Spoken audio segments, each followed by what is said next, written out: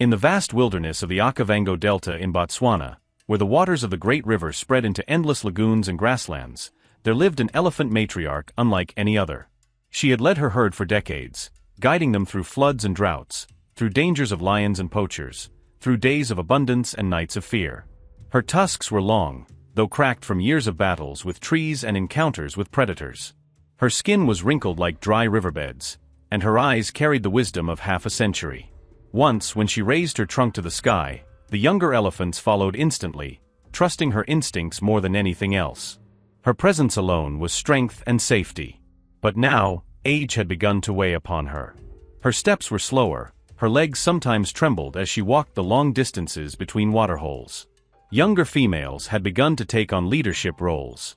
The herd still respected her, but nature's law is merciless. Eventually, every leader must pass the torch. Yet she was not ready to give up her role. Not yet. For many months, she continued to lead her family, even as the dry season grew harsher. The land cracked beneath their feet, and the grass turned yellow and brittle. Water became scarce, forcing the elephants to walk farther and farther in search of survival. One morning, as the sun burned hot and unforgiving, the matriarch led her herd across a dried-out marsh. Her trunk traced the air, smelling for water.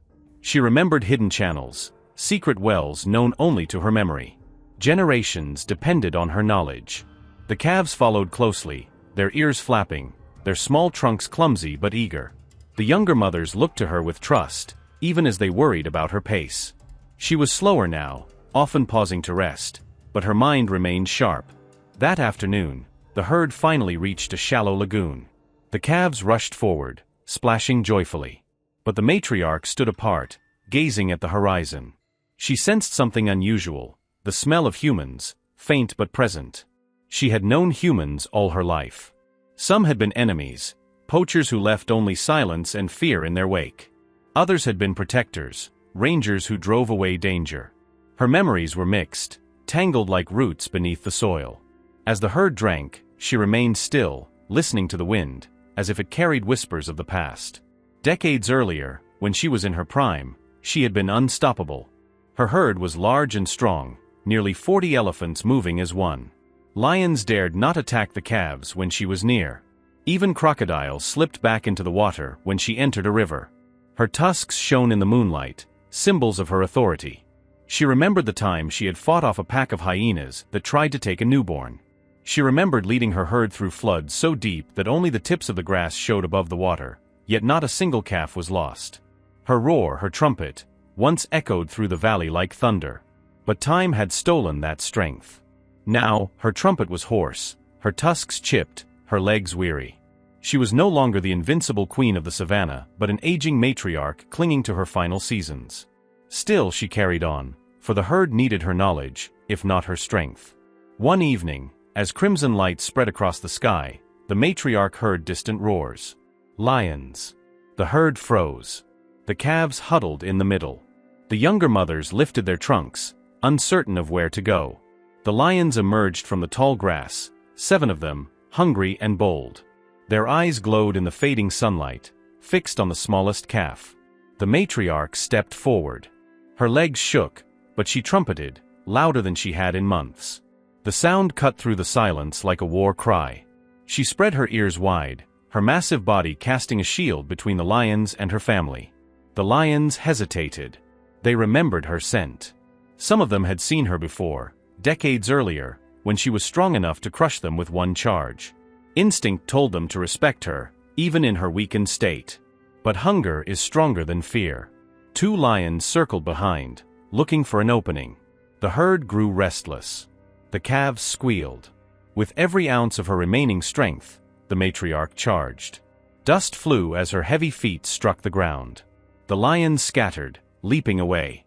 Her trumpet echoed across the plains, fierce and defiant. The herd quickly regrouped, surrounding the calves. The lions retreated into the shadows, defeated, for now. The matriarch slowed to a stop, her body trembling, her breathing heavy. She had won, but she knew her strength would not last forever. One day soon, the lions would return, and she might not be able to protect her family. Weeks later, the drought deepened. The lagoon dried, leaving only cracked mud. The herd grew thin, and even the matriarch struggled to stand. One afternoon, after walking miles under the scorching sun, she stumbled. Her great body shook, and she collapsed onto the ground. The younger elephants surrounded her, trumpeting in distress. Calves nudged her with their trunks, urging her to rise. But her legs would not obey. She lay there, breathing heavily, dust clinging to her skin. Her eyes clouded with exhaustion. For the first time, she wondered if this was the end. But fate had other plans. Not far away, a conservation ranger named Naledi was patrolling the delta. She had spent her life protecting elephants, tracking their movements, ensuring their safety from poachers. That day, she spotted the herd gathered in unusual formation. Through binoculars, she saw the matriarch lying on the ground.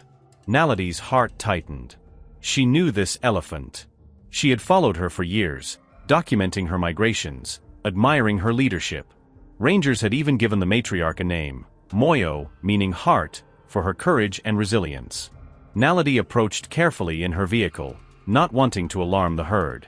The younger elephants trumpeted warnings, but she stayed still, waiting for them to calm. Then she saw Moyo's eyes.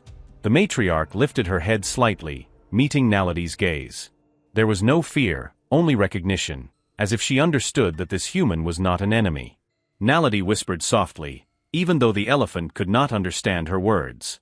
She called for backup, knowing Moyo needed help immediately. 4 hours, Naledi and her team worked. They poured water into the ground to create soft mud, easing the pressure on Moyo's body. They used ropes and determination to help her rise. The herd watched anxiously, trumpeting encouragement. The calves stood close, refusing to leave their grandmother's side. At last, with one final effort, Moyo pushed herself up. Her legs shook violently, but she stood. The herd erupted in loud trumpets, circling her with joy. Naledi stepped back, tears in her eyes.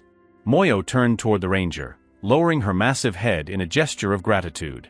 It was not submission, but respect, an acknowledgement of a shared bond between species.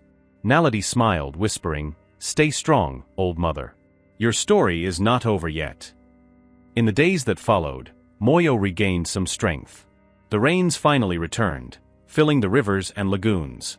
The herd thrived once more, calves splashing joyfully in the water. But Moyo knew her time was limited.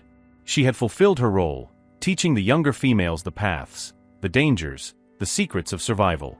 She had given everything to her herd. One quiet morning, as the mist rose from the delta, she walked alone to a grove of ancient trees. She stood there for hours, listening to the wind, feeling the earth beneath her feet. Then, with dignity, she lay down in the shade.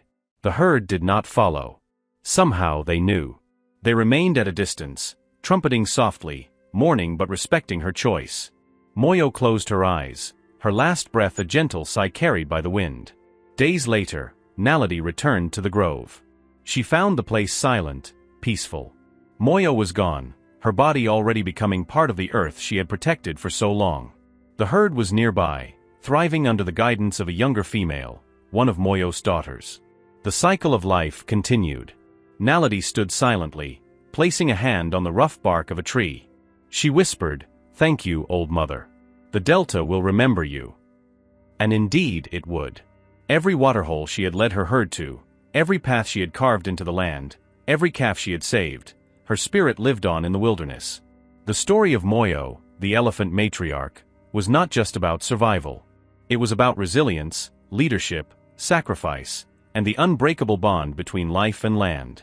And somewhere, carried by the wind across the Okavango Delta, her trumpet still echoed, soft, eternal, a song of gratitude for life itself.